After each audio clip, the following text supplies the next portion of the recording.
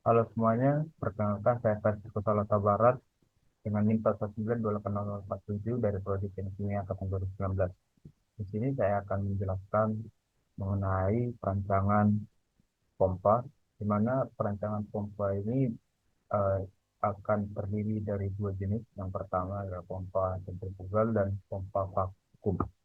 Di sini eh, akan saya jelaskan terlebih dahulu alur dari proses yang pompa sentrifugal yang akan saya rancang. Di sini dapat dilihat pada P101 eh, berfungsi untuk mengalirkan CPO dari tangki penyimpanan P101 menuju liter atau E101 dari tekanan 1 atm dalam tangki hingga tekanan 49,34 atm atau 50 bar. Di sini digunakan pompa sentrifugal karena di sini eh, untuk batas maksimum dari tekanan pompa sentrifugal yang dapat digunakan yaitu sebesar 350 bar, sehingga pompa ini masih bisa dapat digunakan untuk mengalirkan CPO dari tangki penyimpanan menuju filter. Selanjutnya di sini eh, akan dilakukan penentuan bahan konstruksi, di mana bahan konstruksi dari pompa yaitu komersial steel dengan pertimbangan tahan korosi dan memiliki batas tekanan hingga 22.500 PSI. Selanjutnya di sini akan dilakukan perhitungan dimensi pompa. Sebelumnya akan diambil jumlah massa dan jumlah mol dari neraca massa eh, aliran masuk pompa menuju alat selanjutnya. Di sini ada terdapat pipa meter hingga terima saat ini merupakan dari gliserida dan H2O merupakan air, dan asam palmitat hingga asam palmitat ini merupakan asam lemak, dan keseluruhan komponen ini merupakan CPO. Dan selanjutnya di sini yang pertama-tama akan dilakukan perhitungan densitas dan proses campuran. Untuk perhitungan densitas campuran dapat dilihat dari buku YAUS untuk data dan rumusnya. Ini merupakan rumusnya yaitu densitas sama dengan A per B pangkat 1 kurang TR dipangkat dengan N, di mana eh, untuk konstanta A, B, N, dan T, TR-nya dapat dilihat pada buku YAUS. Selanjutnya di sini eh, akan dilakukan perhitungan dari densitas, di mana densitas yang diperoleh akan memperoleh satuan kilogram per desimeter kubik. Seperti ini dapat dilihat untuk perhitungannya. Selanjutnya kita konversi densitas ini menjadi kilogram per meter kubik dengan cara mengkalikan 1.000. Selanjutnya di sini akan dihitung WI. WI ini merupakan fraksi dari eh, jumlah aliran yang mengalir dalam pompa. Ini dapat dilihat WI ini merupakan massa komponen dibagi massa total. Setelah itu akan dihitung fraksi dibagi densitas dari masing-masing komponen, sehingga akan dijumlahkan dari eh, masing-masing dari WI per ROI-nya, sehingga diperoleh WI per ROI sebesar 0,001107.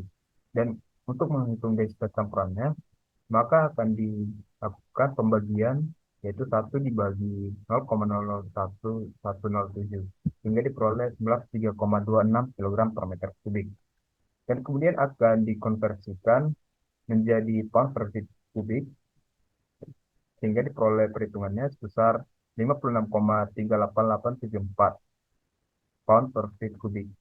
Kemudian untuk menghitung volume campurannya dapat dihitung menggunakan eh, massa total dibagi dengan densitas campuran, sehingga diperoleh 36,103 meter kubik. Selanjutnya untuk menghitung viskositas campuran juga dapat diambil menggunakan data yang ada pada buku YAUS, di mana untuk rumusnya juga dapat dilihat pada persamaan berikut. Kemudian untuk eh, perhitungan dari viskositas ini pertama-tama akan diperoleh log mu atau log viskositas, di mana di sini akan didapatkan eh, dari perhitungan yang sesuai dengan persamaan berikut. Selanjutnya di sini akan dihitung mu atau viskositas dari masing-masing komponennya dengan cara memangkatkan 10 pangkat dari log mu sehingga diperoleh mu dalam satuan centipold. Setelah itu WI sama dengan WI yang digunakan pada densitas. Selanjutnya fraksi ini atau WI ini akan dikalikan dengan viskositas pada masing-masing komponen. Dapat dilihat dari atas viskositas dikali fraksi hingga di sini juga, sehingga akan ditotalkan untuk masing-masing komponennya, eh, sehingga akan diperoleh viskositas campuran sebesar 46,644 centipold. Kemudian selanjutnya akan dihitung laju alir fluida, di mana di sini kapasitas dari aliran yang mengalir sebesar 32.611 kg per jam dan akan dikonversikan menjadi kilogram per second, kemudian dikonversikan menjadi pound per jam dan dikonversikan menjadi pound per second. Di sini digunakan di- digunakan pengkonversian untuk memudahkan perhitungan di perhitungan selanjutnya. Selanjutnya akan dihitung debit pompa. Di sini debit pompa diperoleh dengan cara membagi kapasitas pon per jam eh, dibagi dengan densitas campuran dalam satuan pon per feet kubik, sehingga diperoleh satuan feet per kubik per jam yaitu sebesar 1.274 feet kubik per jam dan dikonversikan menjadi feet kubik per second yaitu sebesar 0,354. Diambil faktor keamanan dari buku Peter tahun 2004 sebesar 10%, sehingga eh, eh, debit pompa akan diperbesar dengan faktor keamanan 10% dengan cara satu ditambah faktor keamanan dikali dengan debit pompa yang telah diperoleh sebelumnya, sehingga diperoleh 0,389 feet kubik per second.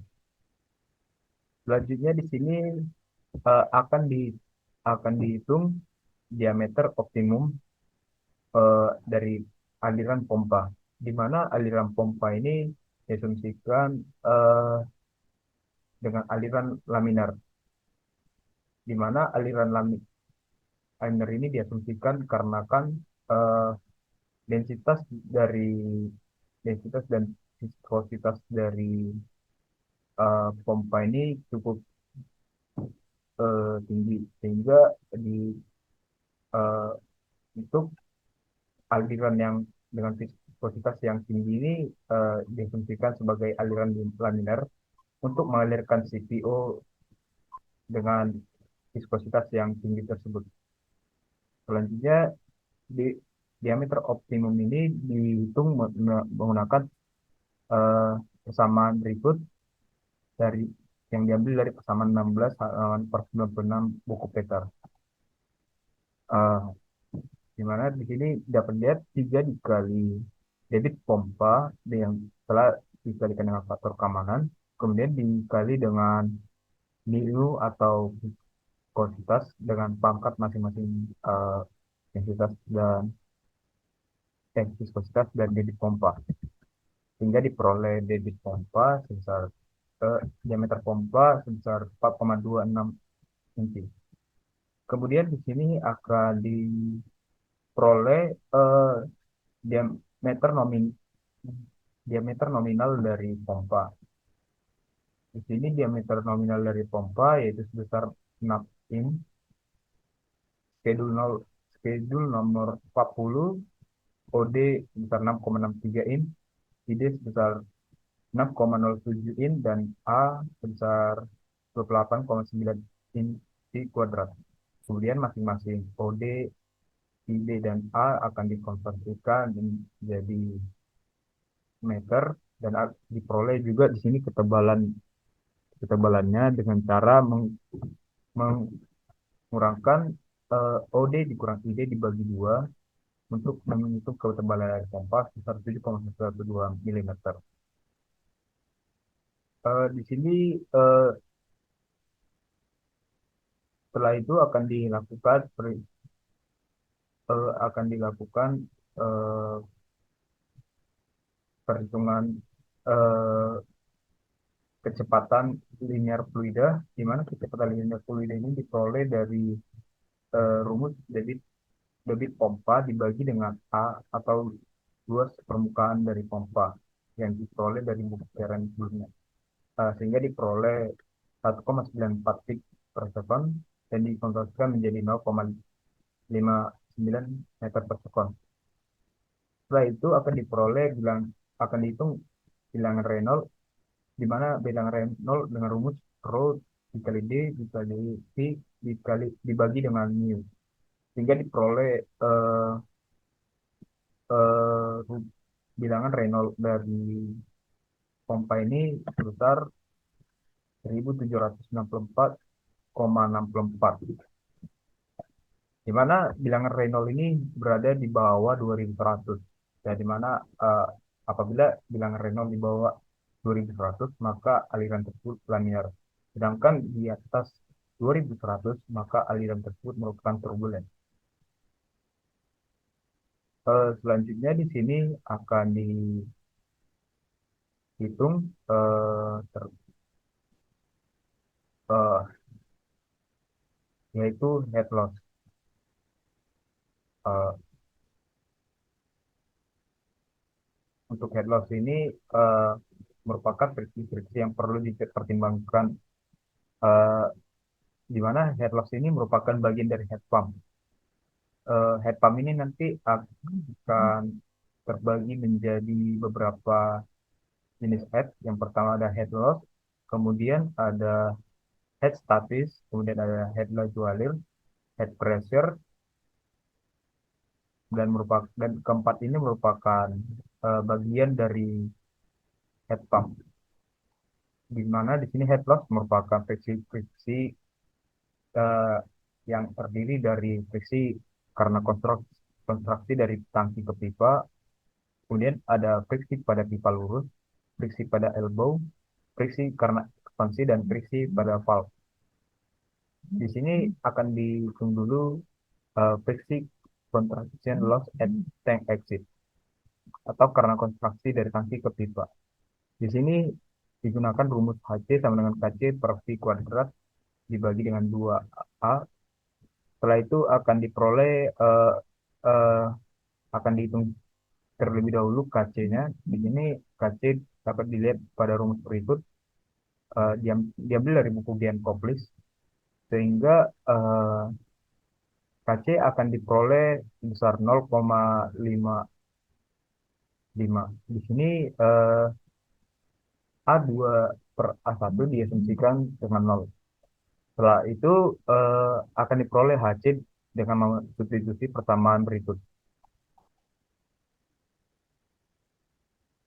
Setelah itu akan akan di akan dilakukan perhitungan friksi loss in fitting and valve. Sini merupakan friksi yang terjadi pada fitting dan juga pada valve. Di sini eh, akan dihitung terlebih dahulu eh, panjang dari elbow dan valve. Panjang dari elbow di sini diambil dari Giancop- buku Giancoplis. Di sini dapat melihat eh, untuk menghitung dari panjang dari elbow dan valve dapat dilihat pada gambar berikut. Eh, gambar gambar valve di sini eh, akan akan dibuat garis dari eh, eh, garis inside diameter. Jadi di sini garis inside diameter ini akan dihubungkan ke titik di mana al, eh, valve atau elbow yang digunakan. Di sini saya menggunakan ID diameter sebesar 6,07 in. Jadi di sini 6,07 inch ini akan dihubungkan ke check swing check valve di sini yang ini dan dan untuk elbow 90 derajat atau square elbow di sini akan dipilih di sini sehingga perkiraan dari square elbow sebesar eh, sebesar 3 sebesar 35 eh, untuk square elbow sebesar 35 dan untuk swing check valve atau valve dengan jenis valve ini digunakan sebesar 40.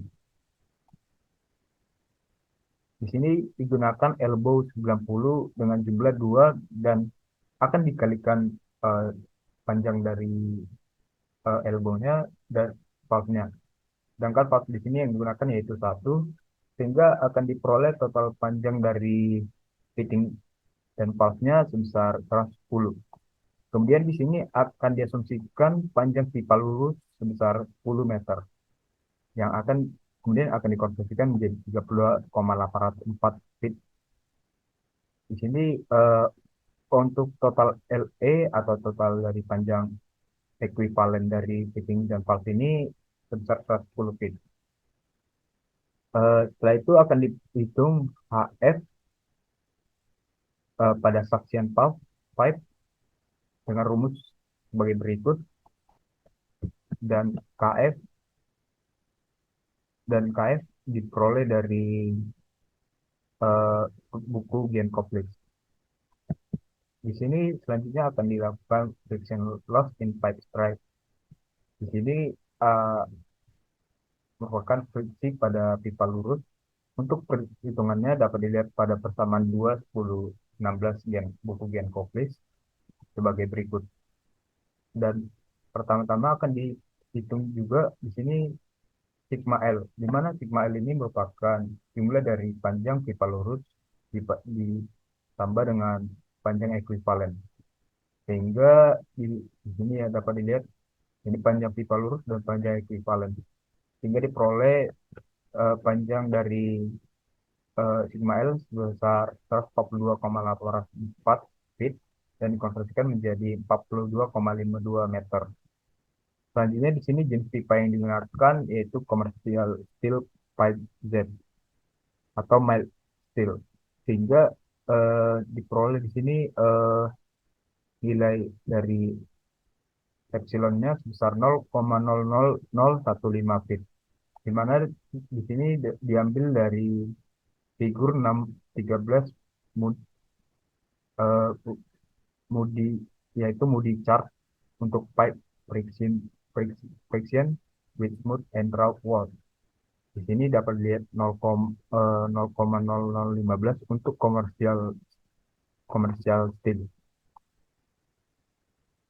Selanjutnya di sini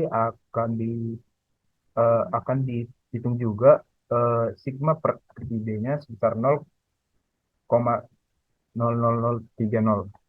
Ini dilakukan dengan cara membagi epsilon dari epsilon dengan diameter dalam.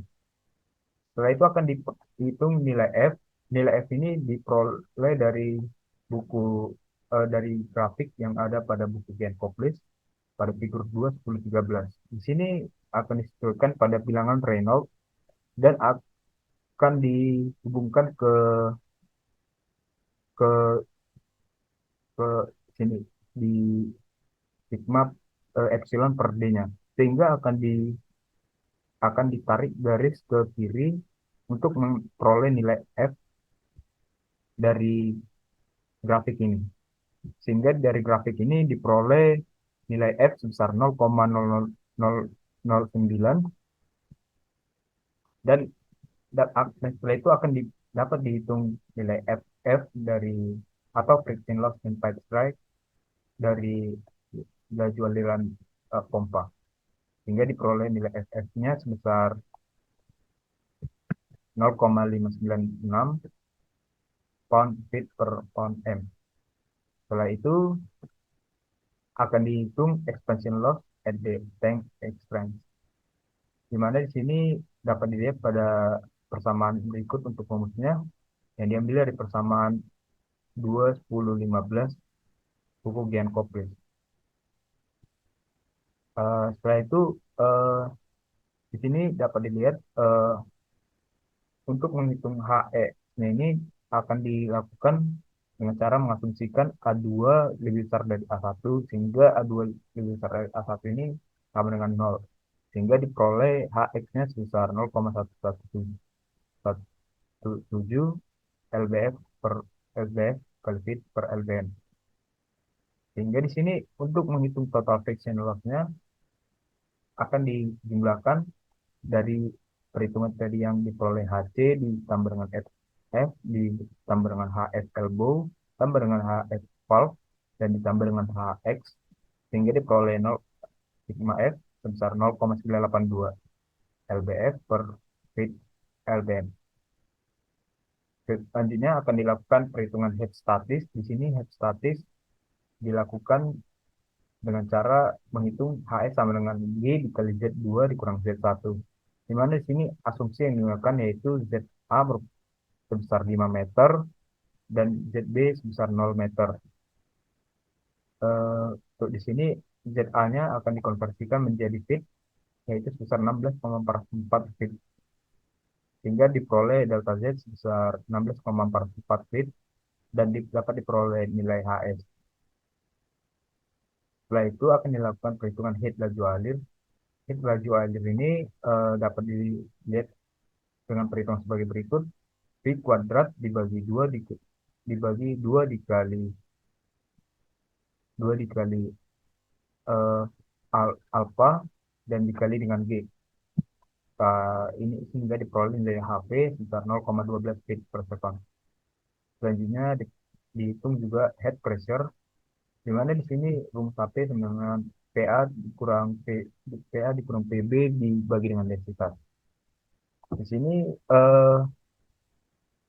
akan diperoleh dari head pressure sebesar 6,854 PSI dan dikonversikan menjadi 0,466 atm. Setelah itu akan dilakukan perhitungan head total, di mana head total tadi merupakan head pump yang akan digunakan sehingga diperoleh head total sebesar 35,008 lbf feet per lbm atau dikonversikan menjadi 10,670 meter. Selanjutnya akan dilakukan perhitungan energi mekanik pompa. Di sini eh, pertama-tama akan dihitung terlebih dahulu eh, delta P dibagi rho atau P2 kurang P1 dibagi rho. Di sini eh, P1 adalah 1 atm dan P2 adalah 50 bar dan akan satuannya masing-masing akan dikonversikan dalam satuan yang sama yaitu dengan lbf per feet kuadrat. Untuk P1, P2-nya dapat dilihat sebagai berikut. Dan untuk rho-nya menggunakan 56,388 lb per feet kubik. Setelah itu akan dihitung delta P dibagi rho-nya sebesar 1814,393. Setelah itu akan dilakukan perhitungan WS. Di sini dapat dilihat eh, untuk rumus WS dapat dilihat pada persamaan 2728 Buktian Koplis sehingga diperoleh nilai WS sebesar minus 1871,809 lbf kali feet per lbn. Setelah itu di, akan di untuk memperoleh efisiensi maka terlebih dahulu akan dilakukan perhitungan I. I di sini dapat dihitung dengan cara eh, mengkonversikan debit pompa yang dalam satuan feet kubik per S ini menjadi meter kubik per jam sehingga diperoleh nilai Q sebesar 39,714 meter kubik per jam. Setelah itu eh, untuk memperoleh efisiensinya dapat diplotkan ke dalam grafik dari buku Toller dan Pinot pada figur 1063. Di sini eh, akan diplotkan grafik untuk mencari menentukan efisiensinya. Eh, di sini untuk nilai Q-nya sebesar 39 ya. 39 eh, kita bisa lihat di sini kita akan mengatur untuk berapa 39 di sini misalnya sehingga di sini untuk perhitungan dari eh, di sini dapat diperoleh dari grafik ini dapat diperoleh efisiensi pompa sebesar 72%. Dan untuk menghitung energi pompa maka akan dihitung eh, menggunakan rumus WP sama dengan eh, WP dikali WP dikali M WP dikali M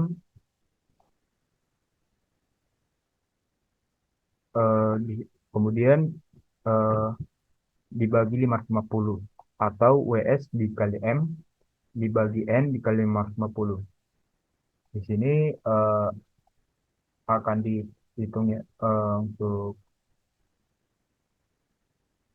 rumus dari WP-nya hingga diperoleh nilai WP sebesar 92,380 HP atau horsepower dan dikonversikan menjadi kilowatt sebesar 68,88 kilowatt. Selanjutnya yaitu untuk menghitung tenaga motor. Di sini untuk menghitung tenaga motor diperoleh berdasarkan horsepower dari pompa atau brok horsepower. Di sini BHP yang diperoleh yaitu tadi sekitar 92,38 horsepower. Di sini akan diplotkan untuk ke 92 eh,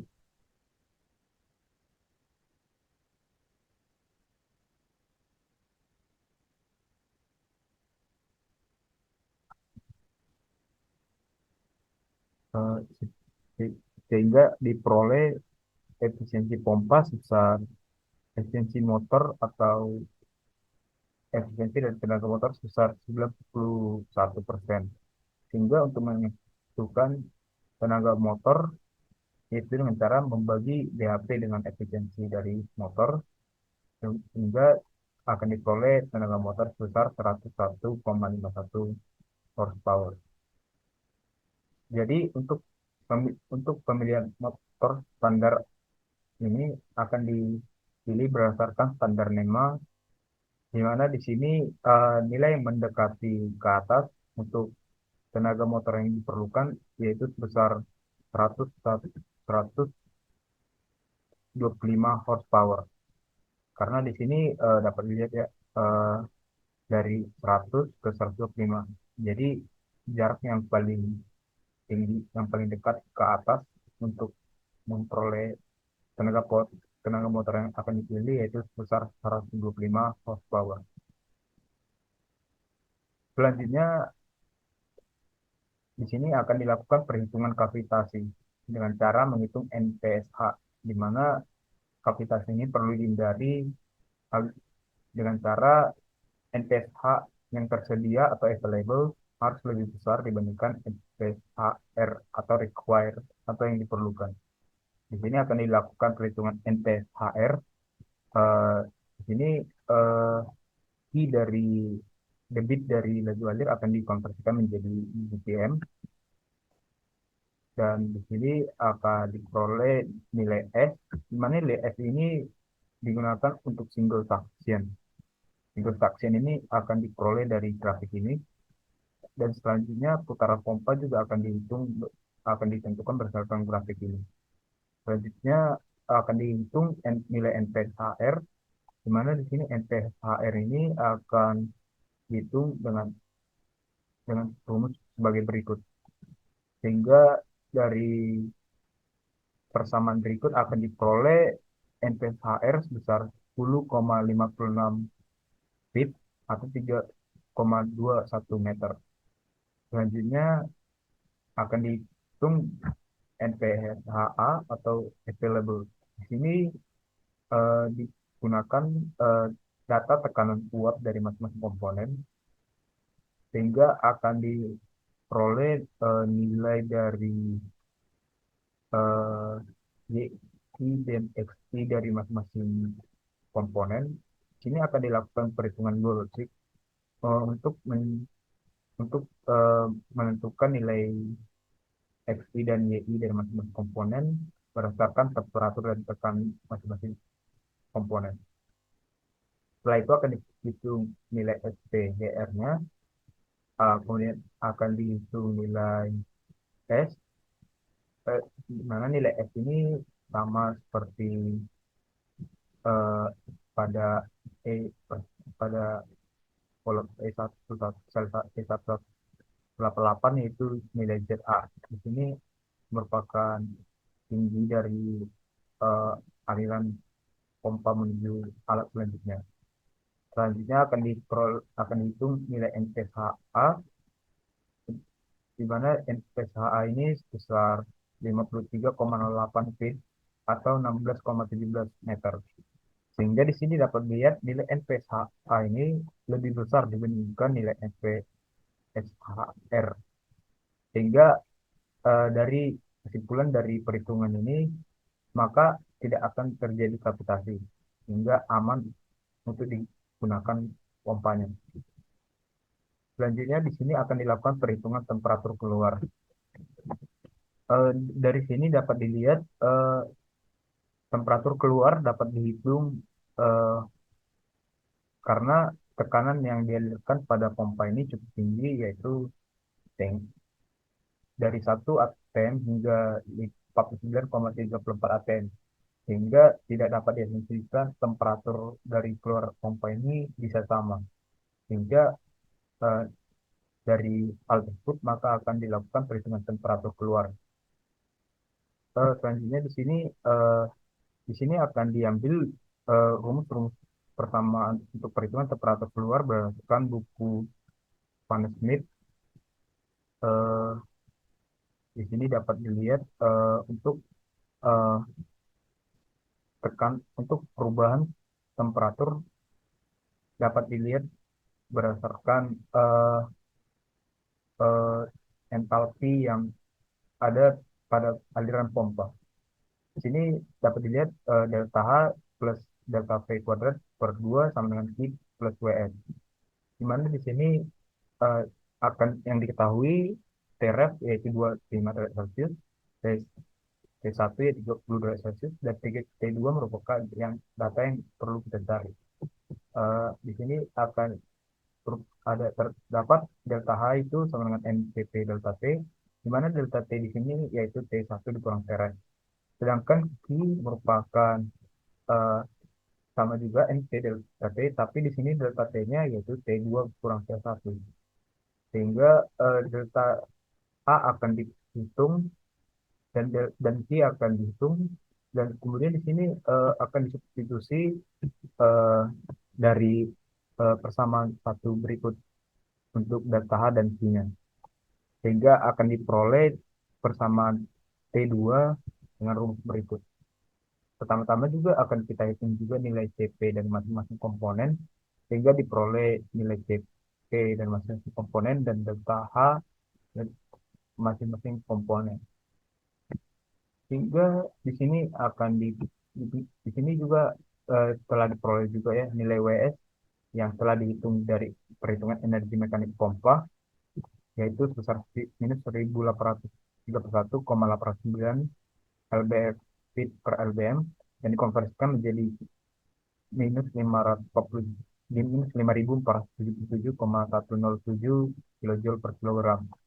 Sehingga data-data yang eh, untuk yang dibutuhkan untuk menghitung T2 sudah sudah dapat semua, sehingga akan diperoleh nilai T2 sebesar 308,0000984 Kelvin atau 35 Celcius. Di sini eh, maka diperoleh eh, aliran yang aliran dari T101 ini temperatur 30 derajat Celcius, CPO yang terkandung dalam tangki penyimpanan akan naik temperaturnya hingga 35 derajat Celcius karena tekanan yang dipompa sangat tinggi pada aliran ini. Hal ini juga eh, sudah saya rangkum perhitungannya berdasarkan resum perhitungan sebagai berikut. Di mana di sini power pompa yang digunakan sebesar 92,380 horsepower dan power motor sebesar 125 horsepower. Untuk memastikan perhitungan ini, maka saya menggunakan software Aspen Plus untuk memastikan hasil dari perhitungannya. Di sini saya menggambar pompa sentrifugal di mana aliran S1 dan sebagai aliran masuk dan S2 sebagai aliran keluar.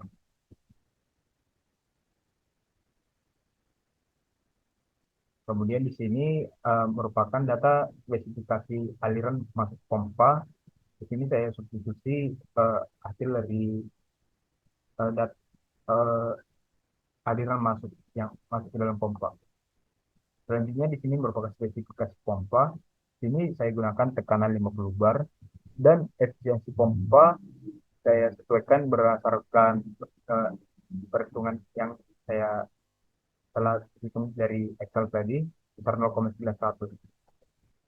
Setelah itu akan diperoleh di sini brake horsepower sebesar 91,2524 horsepower.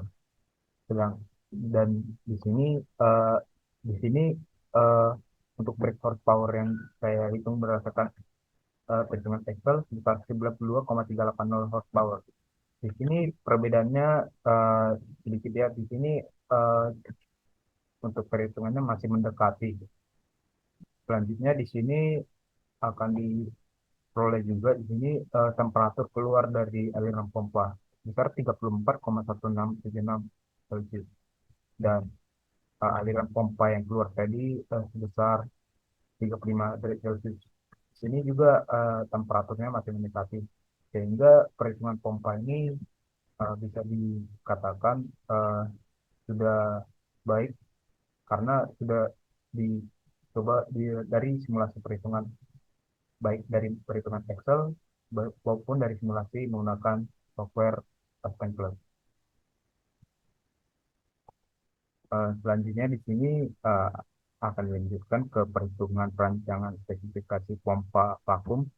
Untuk spesifikasi pompa vakum yang akan dirancang yaitu pada pompa 304, di sini P304. Di sini pompa yang dialirkan yaitu dari tekanan 1 atm hingga tekanan 0,15 atm. Di sini eh, aliran yang komponen aliran yang masuk dalam P304 ini yaitu glycerol dan air. Untuk perancangannya dapat dilihat pada Excel berikut. Eh, sama seperti hampir sama seperti pompa dari PT Global. Untuk langkah-langkahnya akan dilakukan juga perhitungan densitas dan viskositas campuran. Kemudian akan dilakukan juga perhitungan dari debit pompa. Kemudian akan diperoleh dari nilai diameter optimum, akan diperoleh nilai OD dan nilai ID atau offset diameter atau inside diameter. Setelah itu akan dilakukan perhitungan kecepatan linier fluida, eh, penentuan bilangan Reynolds, dan kemudian akan dilakukan juga perhitungan head pump. Di sini perhitungan head pump juga diperlukan untuk pompa vakum. Di sini pompa vakum yang digunakan yaitu dengan pompa jenis rotary vakum. Setelah itu akan dilakukan juga perhitungan energi mekanik pompa. Di sini untuk memutuskan perhitungannya sama. Namun di sini terdapat perbedaan ya. Untuk grafik dari pompa eh, centrifugal tadi diambil berdasarkan buku Tauler, buku buku ini ya, buku Tauler dan Sinot ya, buku pada figur 1063. Sedangkan untuk pompa rotary vakum ini diambil grafiknya diambil berdasarkan figur 1216 pada buku Peter edisi 5. Di sini akan diambil berdasarkan laju alir dalam 1 meter kubik per jam, sehingga diperoleh nilai dari efisiensinya sebesar 48% untuk pompa rotary vakum. Hingga diperoleh nilai eh, nanti diperoleh nilai eh, energi mekanik pompanya sebesar 1,77 HP atau 1,3323 kilowatt. Selanjutnya juga akan dilakukan perhitungan tenaga motor. Di sini akan dilakukan juga sama seperti perhitungan pompa sebelumnya. Untuk grafik efisiensi di sini sama ya, menggunakan dari grafik dari buku Ulrich.